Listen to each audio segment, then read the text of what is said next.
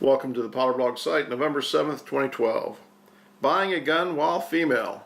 Apparently that's all it takes for the Federal Bureau of Alcohol, Tobacco, and Firearms to profile you. We've got some disturbing information directly from, we're going to say, dealers. We're going to be slightly nebulous because we don't want these people to be eyeballed by the ATF for telling people what's going on. But Bureau of Alcohol, Tobacco, and Firearms does compliance inspections on dealers. And sometimes what they do, maybe even lots of times what they do, is they make copies of the records of which people have purchased firearms. One thing that's been happening is that the copies that the ATF has been requesting from dealers has been 100% female.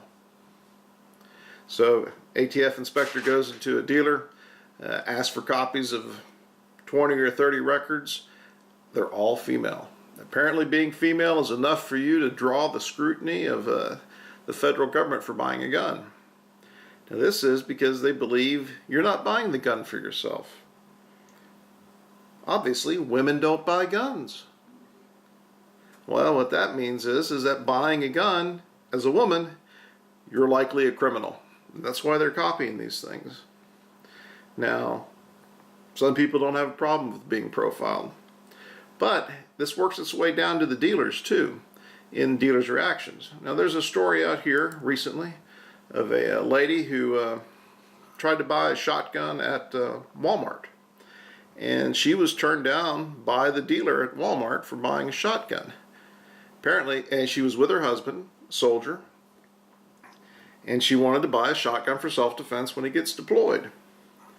Apparently the dealer thought that the gun was too big for the lady and that she wasn't really buying it for herself.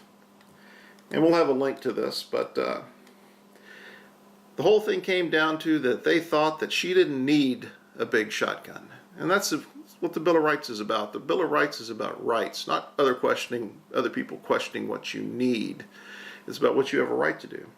So they denied her for buying a shotgun, accused her of wanting to buy it for her husband. It's incredible. But it works its way down. But in one sense, you can't blame firearms dealers because, if those of you are familiar with the Obama administration's fast and furious debacle of government smuggled guns to the Sonoma cocaine cartel, they got these guns, the ATF agents got these guns from licensed firearms dealers. Sometimes they told the firearms dealers to sell these guns to people who shouldn't have them. Sometimes it appears they rigged the approval system to approve people who shouldn't have guns. And they let them be smuggled into Mexico. Simultaneously, these firearms dealers were being gigged in the media and by other agencies for being dealers who supply guns to bad guys, even though they're being told to supply guns to bad guys. It's a horrible situation. But if you're a woman and you're buying a firearm, obviously you're possibly a criminal. Good night.